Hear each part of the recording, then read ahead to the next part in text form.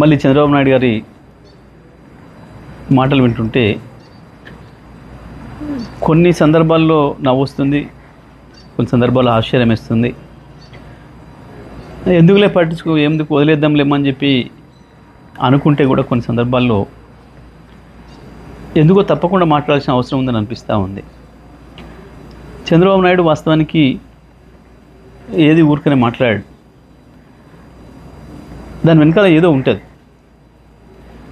తెలంగాణకు సంబంధించి, హైదరాబాద్ అభివృద్ధికి సంబంధించి చంద్రబాబు మాట్లాడే మాటలు చాలా హాస్యాస్పదంగా ఉంటాయి.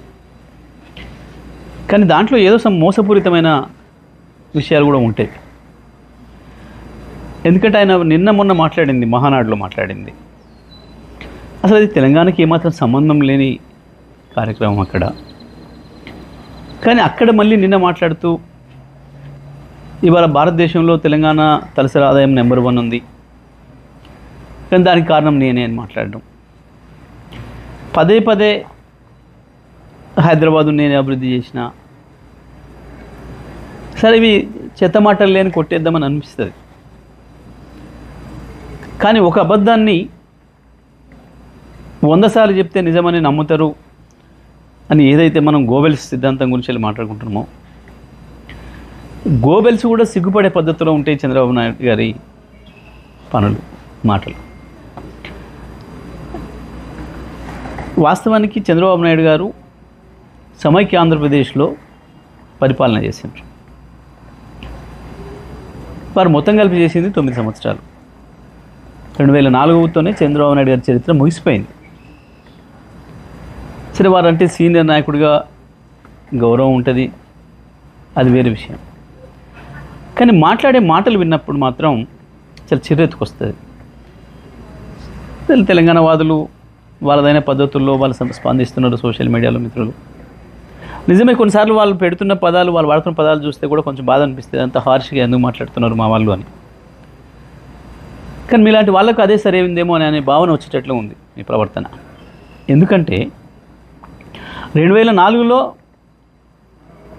మీరు దిగిపోయిన నాటికి సమైక్య ఆంధ్రప్రదేశ్ది తలసరి ఆదాయం 25,900, 26,000 లోపు.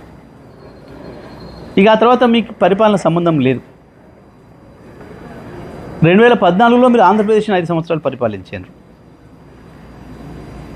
కేసీఆర్ గారు తెలంగాణ పరిపాలించారు 2014 నుంచి 23 వరకు. మొత్తం భారతదేశంలో ఏ రాష్ట్రంలో రానటువంటి యొక్క అభివృద్ధి ఒక్క తెలంగాణ రాష్ట్రంలోనే వచ్చింది. ఈ రంగం ఆ రంగం అని కాదు, ప్రతి రంగంలో అభివృద్ధిలో ఆకాశంలోకి దూసుకుపోయింది తెలంగాణ.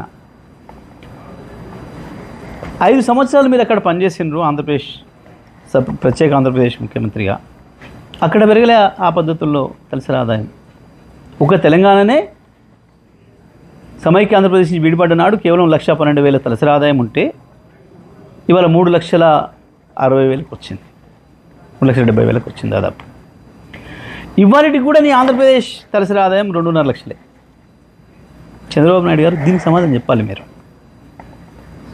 నిజంగా మీ పరిపాలన అంత గొప్పదే అయితే ఎందుకు మీరు ప్రత్యేకంగా పరిపాలించిన ఆంధ్రప్రదేశ్లో తలసరి ఆదాయాన్ని అభివృద్ధి చేయలేకపోయారు? ఆంధ్రప్రదేశ్ మీద మీకు ప్రేమ లేకనా? ఎందుకు లేదు 4 రోజులు ఉండి వాడుకొని పారేసే రాష్ట్రం కదా, మళ్ళీ ఎట్లాగా హైదరాబాద్లోనే వచ్చి డెవలప్ అయ్యి హైదరాబాద్లో కదా ఉండేది అన్న భావనతోనే ఏమనుకోవాలి మిమ్మల్ని? భారతదేశంలో మిగతా ఏ రాష్ట్రంలో కూడా మోడీ గారి డబుల్ ఇంజన్ రాష్ట్రాలు 25 ఏళ్ళుగా మోడీ గారి పరిపాలనలో ఉన్న గుజరాత్తో సహా, ఉత్తరప్రదేశ్, మధ్యప్రదేశ్, రాజస్థాన్తో